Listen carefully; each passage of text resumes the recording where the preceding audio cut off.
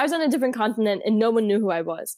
So it was a time to really reshape who I wanted to be and to start doing things, like I said, just because I wanted to.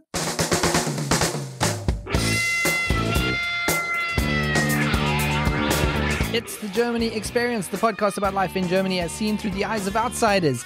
And if you want to subscribe to the podcast, or if you want to sign up for my newsletter, or you want to find me on social media, or you just want to listen to recent episodes, go to thegermanyexperience.de/subscribe. Everything you want is there, all on one page. And here's something else. The first anniversary of this podcast is coming up on the 29th of May. I know, I cannot believe how time has flown either. And in the grand scheme of things, it's not that long. It's not as long as other podcasts maybe, but it's still reason to celebrate. So I'm going to celebrate. I'm going to be doing a special live show on Facebook, and I'll be doing a listener Q&A. So if you have questions for me, send them to info@thegermanyexperience.de or find me on social media, get in touch, and give me your question. Give me a question and I'll answer them on that live show. I'll also be giving you some news about the podcast on that live show. And I will take a look back at the past year, at some of the guests, my favorite moments, and more. So join me. It's on Facebook. Go to the Facebook group or go to the Facebook page. It will be broadcasting there on the 29th of May at 9 p.m. All right, now let's get onto the guest for this episode. It's Montana Showalter, and you might have seen her popping up more regularly on YouTube lately. She was a high school student from the US who did an exchange year here in Germany, and that was cut short due to the coronavirus. But while she was here, she left home with a YouTube channel that she just started, and her subscribers were literally like her mom and her best friend. And somehow, after a short period of time of her being in Germany, vlogging about her time in Germany, her YouTube started blowing up. So in our interview, we talk about Montana's time here in Germany, some of the differences in the culture that she experienced between the US culture and German culture, and her heartbreak when she had to return home early. And we discuss her sudden YouTube success. I'm so pleased that she decided to come on the show. Here's Montana Showalter.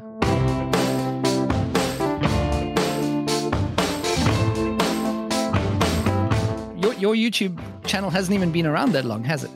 No, I started it in August of this past year just because I knew I was going to study abroad and I figured it would be a good start.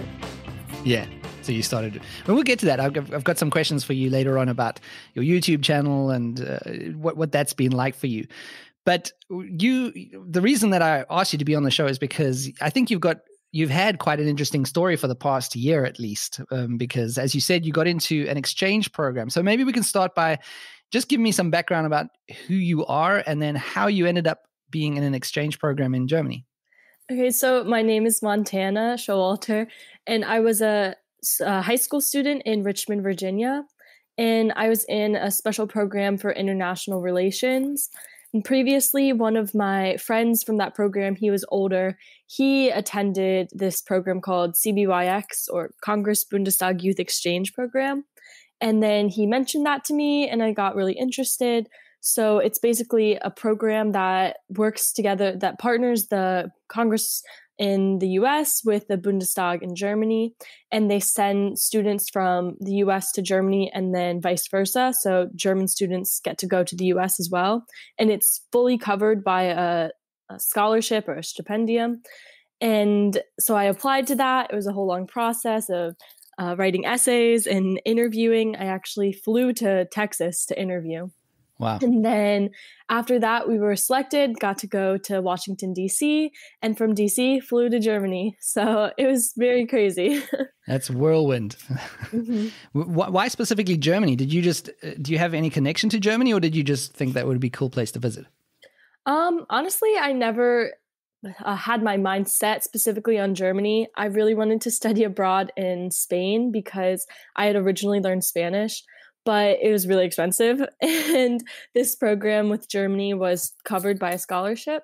So I started looking more into Germany, realized that my last name is German, I've got German family, and it all just sort of fell into place. And I figured it'd be really cool to learn a language just from the start. So yeah, I'm really glad that I had the experience to do that. Yeah, we'll get to the language learning because I think that must have been quite a challenge for you. So in a video that you posted called "Who Am I?" And I think you posted it in January of this year. So just before the whole coronavirus thing was starting, I should imagine. And it's a video essay that you wrote, and you said that you were before you left, you were the girl with good grades, a lot of extracurricular activities. So who exactly were you back then? I was definitely motivated by school and by grades. I think that the way our system of university is set up in the US, a lot of students are like that because you're constantly trying to have extracurriculars and activities that look good in order to get into college. Right. And so that was really what was on my mind. I was stressed out a lot and didn't do activities that I wanted to do. It was more trying to get into college, which, don't get me wrong, I really liked those activities like debate, and I rowed for my school's crew team. But once I got to Germany, I really got to try new things that I wanted to do. And I wasn't doing them for an application. I was doing them out of enjoyment and meeting new friends. And it was really amazing. Yeah. So that's must have been kind of like a weight off of your chest to just be free, basically, to a degree. 100%. It was so freeing just to go out and go for a run instead of having to focus on studying for the SATs. Yeah. So what were those first few weeks like for you when you arrived? Well, part of the program that I was doing, CBYX, we spent our first month actually living in a castle in Germany at a language camp. And we stayed in Bad Laspa. It's up north, very, very small. Yeah. It's not even a city, it's a town. And it was so amazing because we had this bubble of Americans, but at the same time, we were in Germany. And we were learning German there. We were going into the city, talking to some of the people, the local residents there, and just kind of stepping our foot into Germany while still having our American peers around us. And then after that was when we went to our separate host families all throughout the country. Right. So tell me about your host family. That must be weird. I mean, did you have any contact with them beforehand? That must be, I can imagine. I've never done something like that. I can imagine it must be pretty nerve-wracking to know that you're going to be staying with another family for an amount of time. It was so nerve-wracking, but actually my host sister found me. It's a funny story. My host sister found me on Instagram. And that's what all teen girls do. You kind of look at each other's pages, like look at their photos. But basically, she requested to follow me. And I started freaking out because I thought, this is a German girl. This could be my host sister. But I didn't know at the time because it's all through the exchange company. So they don't tell you until it's permanent. And I kept looking at her page and I was like, this could be it. This could be my host family. And you really wanted it at this point. Like, yes. And I really wanted to ask, but I knew it was kind of against the rules to ask. But finally it ended up being my host sister. Oh, wow. And we talked a little bit after that. We video chatted with FaceTime and WhatsApp, but getting to know them on the first day, we met in Regensburg, even though I lived in Passau, is this whole thing. But getting to know them was quite awkward because I didn't know German that well at all. Yeah. But I'm really glad that they were my host family. They were the best host family I could have asked for. And I love my host sister. We still talk, not daily, but at least weekly. Yeah, that's a huge thing. I think it's a huge thing to end up with a good family that you really get along with. Mm-hmm. And I'm super lucky because some people did end up having to change host families because of problems or it just wasn't the perfect fit. But I never had to consider that. Never had that issue. Okay, so you started off at that camp and then went to your host family. And then how soon after did you start school? I started school, I think 2 days later or maybe 3 days. Yeah, school at first was challenging because you can learn the basic German of saying hello and starting conversation, but to get thrown into a classroom where they're teaching biology and chemistry in German, and I didn't understand like half of it, that was challenging. Did you freak out in the beginning when you realized, oh my God, I'm going to get so little of this? Yeah, I was very concerned, but eventually I just picked up the language. I think I don't really know how, but I guess from speaking so much, and I started to notice patterns and certain words were very similar to English. So eventually it was okay. I'm not going to lie. I didn't understand everything, even to this day, even to the last day of school. But Yeah, I've been here for 13 years and I still don't understand everything. So. Wow, that is, I can imagine your headspace in those first few days at school, new family must have been pretty crazy. It was, but one of the things that I really enjoyed was I came into Passau right as they were having the Dolt, which is kind of like a mini Oktoberfest if you're an American thinking. It's like a mini Oktoberfest. You've got the carnival rides, the beer tents, the giant beer hall with the beer and cheese and pretzels and all of that. And my host sister was super excited to take me. This was my first weekend in Passau that I'd met them. And so she gave me one of her traditional German dresses, the Dirndl, to wear. It was so fun, and we took pictures. It was a great jump into German culture. Yeah, that really makes you feel like you're in Germany when you go to one of those Volksfests. 100%. Had you been to Germany before that? No, actually, I had never been to Europe before. Wow. I was stepping foot in Europe alone. All right, so tell me about the culture shock that you must have experienced. There are two parts to it. So first off, there's the half where I think, wow, there's so many culture shocks between Germany and America. But there's also a second half where I didn't realize how similar Germany can actually be to America. For example, I roll into my new city, Passau, and I see a Burger King and a McDonald's and a KFC. And like, I didn't, what? What? Am I back in America? Yeah. But on the other hand, there were a lot of culture shocks, specifically with trying to make new friends and understanding the German culture as teenagers, because a lot of, like, just from how their school is set up, they have different schools. So there's a Realschule and Gymnasium. And so I was attending a gymnasium where a lot of the kids are very invested into school. And the classes are different lengths than in the US. They're longer days, shorter days.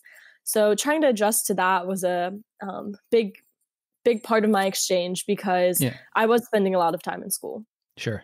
I've heard about that before from a few people as well. And I think the thing is, Germany is deceptively similar to the US sometimes, because it looks at face value when you first get here, this looks similar. But when you get beyond that surface, then you realize, wow, this is a very, very different culture in many different ways, even though it looks very similar and they have a lot of the same things. So I've heard that from a lot of other foreigners as well. Yeah, I would definitely agree there. Yeah. And what about outside of school? What kind of culture shock did you have outside of school? I don't know if this would be considered a culture shock, but the way Europe is set up and being able to travel in Germany as a country and just between countries in the European Union was so amazing. I really took that experience and ran with it, because I traveled a bunch while I was there. And it was amazing to see how often people used public transportation and how little people used cars. And one of the biggest culture shocks, I think, was finding out how much gas costs in Europe and in Germany. I could not believe how expensive it was. Yeah.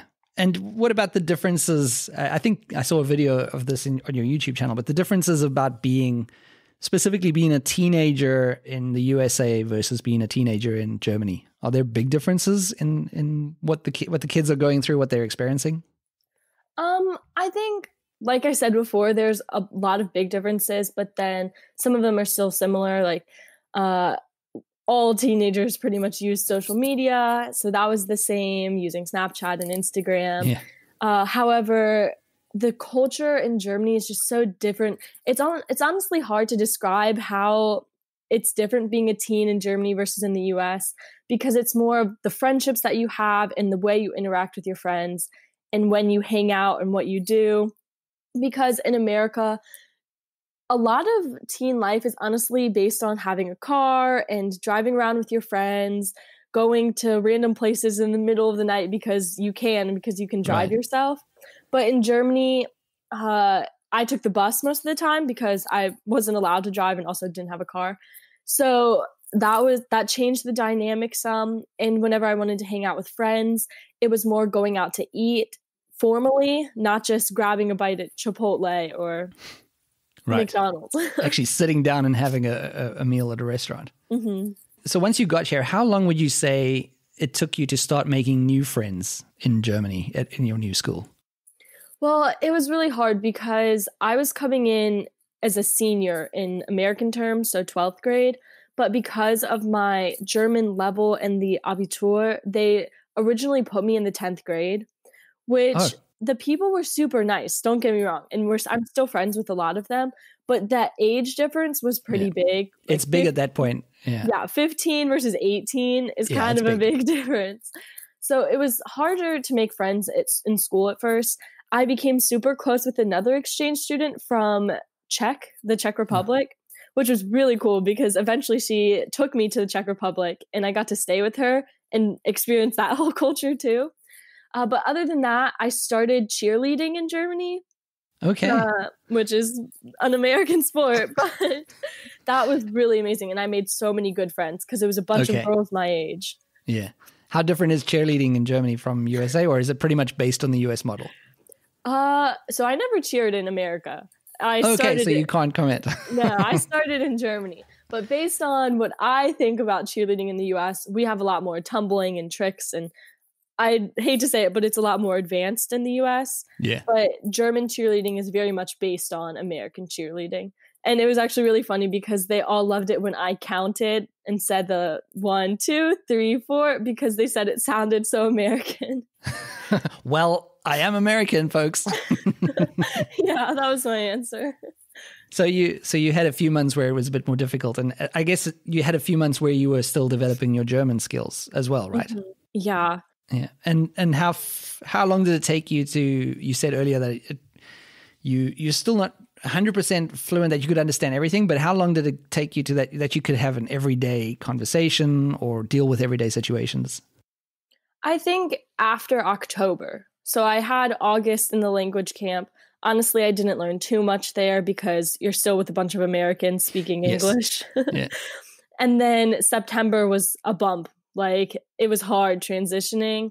And my host family spoke pretty fluent English, but it was almost a rule to only speak German, even though I didn't understand. I could ask, how do you say this in German? Yeah. But we started to only speak German, and that's what helped me the most, was constantly using the language and hearing these new words. So I think by November, I could have some pretty good conversations and I was understanding more in school. Yeah. So what would you say were some of the highlights for you during your time in Germany? Well, with my organization, we had a mid-year seminar up near, it was in Oberwesel near Koblenz. Okay. And we met back up with some of these German Betreuerin, or I guess counselors, kind of. Right. And they helped us go over what we'd learned so far. And that was a really amazing part because we could hear about how all of our other exchange peers had been living and what they'd been doing. And we also got to go to a bunch of places in Germany. Another highlight was in the first week of January, I went up to visit my best friend Sophia, who was living in Unna, which is in Nordrhein-Westfalen. And we took advantage of this, what was it called? Not Bayern ticket, because that was what I used in Bayern. Right. But it's something similar. Something similar to a Bayern ticket. And basically lets you travel in the region as much as you want over a weekend or something, right? Yeah, for the whole week. And so we got to travel and it was super cheap. And we went to, I think, 7 different cities in Germany in 5 days. And that was really fun. Yeah. Yeah, it comes back to what you were saying, that Germany and Europe is really set up for travel. You can just do it, well, before all of this is happening, of course. Yeah, not anymore. No, not at this point. I think they're starting to ease up everything right now, but it's travel has been absolutely impossible at the moment. Yeah, that's a really interesting point because where I was living in Passau, it's 10 minutes from Austria, 30 minutes from the Czech Republic. And now talking to my host family, they say it's so strange because they've closed that border with Austria. And so the cafes that they used to go to that were 10 minutes away, they legally can't go there anymore. Yeah, it's amazing. Very strange. Mm-hmm. So you were, how long had you been in Germany when the whole coronavirus thing started becoming a problem? 7 months? 6 months? Oh, yeah. So I was in Germany for a total of like 7.5 months. Yeah. So towards the end of that, you'd been making all these friends and getting a new life here. Then this coronavirus thing started. It must have rang some alarm bells in your mind when it started. So it was just funny because we had heard all of these, not rumors, but a little bit of information here and there about Corona. None of us really thought it was that serious. And all of a sudden, in the span of 1 week, it just escalated so quick. Yeah. And nobody thought we would have to go home because the Department of State had just released something saying that we didn't have to go home. And originally they said that it was an option. So if your parents wanted to send you home, then you could. But 2 days later, they sent us a message and said, you're going home. Your flight is in 24 hours. Out of nowhere. But this on your YouTube channel, it was exactly like that as well, because the one video I think the one just before, I'm not 100% sure now, but there was a video that you posted like, will I have to go home, ? And you were saying, no, it seems like we can stay if we want to. And literally a few days later, there was another video of you saying, I have to go home. So it happened pretty fast. Yeah, it happened the same week. I posted those 2 videos in the same week. So speaking of that, here's the video clip that you made of the announcement. I think the video was called "Statement of Departure." So this is the audio from that video clip that you posted. Hey guys, so originally I wasn't gonna make this video just because it's really hard to make, and clearly I just look like a mess. But yesterday, the Bundestag told us that we have to go home, and we have 24 hours to pack. So I spent pretty much all of yesterday, not all, but a lot of the day packing and trying to say goodbye to people. And I'm doing the same thing today, but I have to be in Frankfurt today, and our flight leaves tomorrow morning. It was just really sudden. We were supposed to get to stay until June, and like we had so much planned. I'm really thankful for the experiences that I was able to have in Germany. I'm very sad that they're being cut short. Your heartbreak in this video, Montana, is obvious. It's very, very obvious. So explain to me your emotions at that point. Sobbing and crying. That Just I have so many videos. Just me sobbing. And my host sister, I remember the moment so clearly. I was in school, and all of a sudden I was receiving all these text messages, and that was another culture shock, honestly, if we rewind. Not being able to use your phone in German school, that's a big taboo. You cannot use it. Can you do it can you in the States? Yes. Like kids use their phones all the time in school. In class as well? Yes. Wow, that must have been a huge thing for you. Yeah, so I'm honestly self-incriminating because I was using my phone in school. It was because I was getting a lot of messages, and kids are saying we have to go home, and I didn't think it was true. And I pull up the email, and it's very official, signed from the Bundestag and from the U.S. State Department. And I just started sobbing. Where were you? You were in class? In class. In class. So I got up and I left, and I went to the principal's office and basically was sobbing and saying that first, my old me came out. So I went and I said, I need my Zeugnis. Like, I need my grades. Because that's what I need right now before I leave. I need this paperwork. Yes, I said, I need my grades because I'm leaving in a day. And I need this credit for school. Which, still laughing that was on my mind while I'm sobbing and crying. Sure. But my principal calmed me down, and he said, it's okay, we'll get your Zeugnis, don't worry. And then I had my host mom, she came, and I met her at the local bus stop, and I just see my host sister. She had left school early, even though she had a test, and we just see each other, and we lock eyes at the bus station, and we're both sobbing. And we just come and we run and hug each other, and we just can't believe it. So that was the day that I found out. What made it so upsetting for you? Because how long were you supposed to be in Germany for? A year, right? You were supposed to be here 12 months. 11 months. So 11 months. So you weren't that much before that you had to go. I mean, what was it that really upset you about cutting this time short and that you had to go home at this point? I think I was just reaching that peak of where I had such good friends. My birthday was in 2 weeks, and my host sister and I had already started planning a party, and I was getting invested in my cheerleading. I was doing swimming too. So I was just building my life. It seemed like my life was so set and solid there. It felt like Germany was my home. Yeah. And to get to that point and then find out that I have to leave and feels like throwing it all away was heartbreaking. Yeah. And so suddenly as well. Mm-hmm. And I had just expected to have the time to say goodbye to my friends and to say goodbye to my family. It was so sad to have to try to fit that all in 24 hours. Wow. So you had 24 hours to get on a plane. Mm-hmm. So then you get on, you go to the airport and you get on a plane. Is it a whole bunch of exchange students specifically, or was it just a random flight heading back to the States?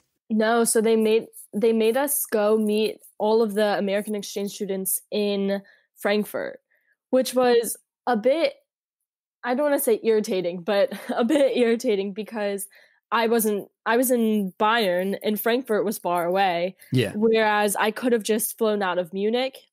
So I see what they were trying to do because they wanted us all to fly together. Right. But the transportation from all of the students and getting them into one spot was honestly more dangerous than just sending them from their local airports. However, it was nice flying home with my American friends because we were a support system for each other. Yeah. Was the general sentiment among everyone the same as it was for you? Pretty much sad? I think so. It was very sad. Some people were leaving earlier anyway. So when they sent out that first email saying you have the option to leave, a few kids chose that, which was, they had different sentiments because they knew they were saying goodbye to Germany and they made that decision themselves versus the few of us, or the majority of us, who didn't want to leave. That was another that's feeling. tough. That's tough.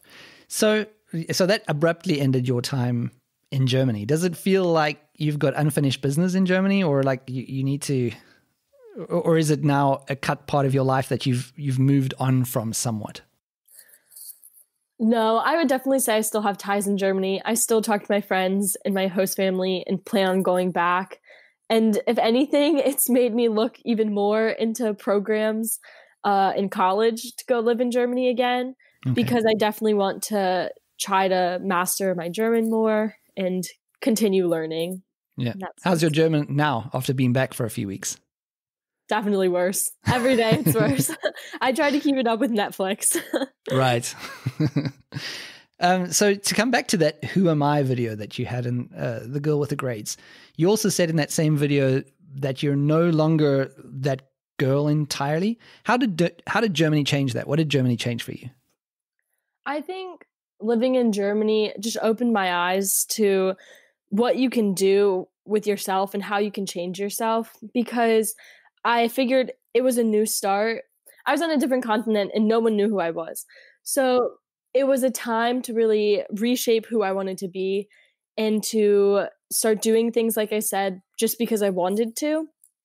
And so I think I figured out who I was, not just in regards to school, but in regards to what I want to do in life and what I can find passion in.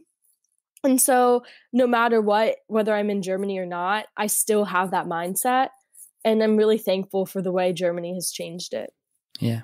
So it wasn't a case of coming back and slipping back into that old Montana that you were before you left. No, I think I'm a new person from Germany. And what was your sudden re-entry into the USA like? Was it did you have reverse culture shock of some kind, or is it just an easy entry? One of my biggest reverse culture shocks was on a personal level. Just the relationship that I have with my parents, I think, has changed a lot, because in Germany, I had a very good relationship with my host parents, but there was a lot of freedom there that I didn't have in the US, because they trusted me and I made good decisions, but I was still able to travel on my own and do so many crazy things. It felt like I was truly an adult. And to come back and to live with my parents again is a little hard, if I'm going to be honest. Yeah.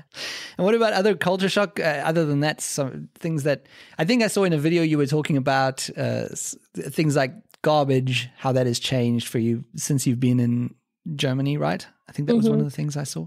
I noticed how often Americans use plastic and use materials that they don't need to be using. If you go into our grocery stores, they've got oranges wrapped in plastic wrap or bananas in shrink wrap. It's so unnecessary. Yeah. And I really liked how in Germany there was the whole trash separation. And everyone was so environmentally aware and conscious. But I try to tell my mom, stop buying all these plastic bags. And we recently bought reusable plastic bags. So right. Well, that's a step. That's a step, Montana. That's a step forward. So what are your future plans then? And I mean, I know that you said you'd like to return to Germany at some point, but what's happening in the near future for you? So I'm actually committed to the University of Virginia. There was a whole video I posted on that because I was conflicted with American schools and European university as well. But I decided to go to UVA, and I'm looking to study economics, business, something there. I'm undecided, honestly. Perhaps foreign affairs or German. And there are a lot of programs there to study abroad again. So I'm looking to study abroad in my third year in Germany. Okay. It sounds like you need to get back somehow. Yeah. So now a very big part of your life, I mean, we've kind of had this discussion about what was going on for you in Germany and the way that it was changing. But of course, at the same time, you had something else that was very big, and it's this YouTube channel that you started. When you started it, did you have any idea that it would pick up so many followers? I mean, I think I saw a video where you said that you were hoping to get to 1,000 subscribers. Yeah. When I left the US with this YouTube channel, I think I mentioned this in the video too, I had 6 subscribers. Wow. They were my parents and my best friends. Yeah. And I wasn't doing it to try to get famous or try to gain such a large following. I was just doing it because I knew that in the future, I'd love to look back on the videos that I'm making. So it was more for you. Yeah, it was really personal, and also to try to encourage more people to apply to this exchange program and to experience this as well. But then I think it was my original German culture shock video that just blew up. I have no clue why. I have to thank YouTube for that. It just happened. Yeah, it just happened. It was their algorithm, I think. What was that like? Did you wake up one morning and check the views and go, whoa, this must be a mistake? Yeah, it reached 1,000 views, and I thought, oh my gosh, 1,000 views. Amazing. This is crazy. And then it just blew up. I don't know how weeks passed, and all of a sudden I saw more and more people watching my videos, and I loved seeing the comments. That's honestly my favorite part, because I was hearing from people who either did exchange years and were saying how they relate so much to what I was saying, or people who my favorite is when people would comment and say, I saw your videos and now I want to do an exchange year. Because it just felt good to know that these videos are helping people or encouraging them to do something. So what do you think it was about your channel that people related to, or that made it grow so quickly? I think that, so as I was in America, I watched a lot of videos about Americans in Germany. And I watched this one YouTuber, her name's Alexis, I don't know her last name, but she has a ton of videos about Germany versus America.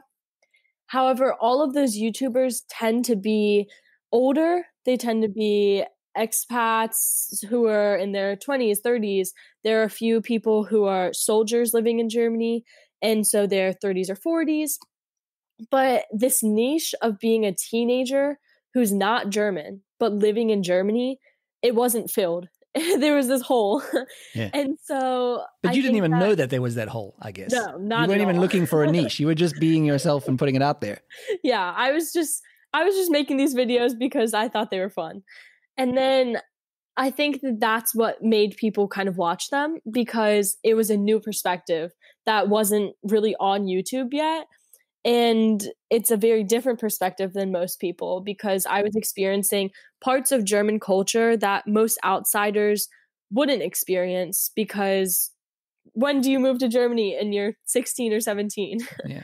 And I think a big part of it, just talking about it from a personal point of view, but as well, when I watch your YouTube videos, there's not much pretenses there. You're just, you can see, and it comes across that you're being authentic and yourself. And I think that is also a lot of what people would latch onto and relate to. Yeah, I try to be honest as possible, and I write down, or I used to write down things in Germany. Whenever I would notice something strange or different, I would write that down, and I would just keep these collections of lists. I have a lot of videos that abide by this whole list of 10 different things that are different in school, or 10 different culture shocks. And people really like that format. So So was part of your sadness when you found out that you had to go back, was part of it the YouTube channel as well, that you still had a lot of content that you wanted to put out? That was really one of my big attachments to Germany. Was I had this whole YouTube channel, and I was planning on doing so much with it. And yeah, I'm still making videos, and I'm still trying to keep up the whole German versus America thing. But it's a very different feeling filming here in the US than filming in my room in Germany. Yeah. And it's sad, but I'm maintaining it as best as possible. Yeah. Well, so usually I do at the end of the interviews that I do with foreigners living in Germany, I ask them what is the one bit of advice that they have for other people. So for you, I'm going to say, what is the one bit of advice that you have for other people who want to do something similar, an exchange year like you did? What is your biggest bit of advice for them? I would say do what you can to make the most out of your exchange year. So whether that be traveling, I know not everyone has the financial means of traveling so much during their exchange year, but you can meet as many new people as possible, talk to everyone, try to share your perspective with people, because you'll find a lot of people who are willing to listen. You just have to be the person to step out and say hello and introduce yourself. So trying to be open and doing everything you can is really the best piece of advice that someone could have given me. I think YouTube was really helpful in that manner, because I had so many people reaching out saying, do you want to do a TV interview or a podcast? And just taking those opportunities and running with them is so amazing. And I just know that in the future, I'm going to look back on this moment in my life and realize how cool it was that I had the opportunity to do so much. So being risky and taking those chances is all I can say. There you go. Montana, thank you so much for coming on the podcast and speaking about these things. And I wish you all the luck going forward, and with college, and also with the YouTube channel. Thank you so much. I really enjoyed talking to you today. And that's the show for this week. Thanks for listening. Music, as always, by my band, 10 Cent Janes, and additional music by Ryan Anderson, Until the End. And until then, stay healthy, stay home, wash hands, auf Wiederhören.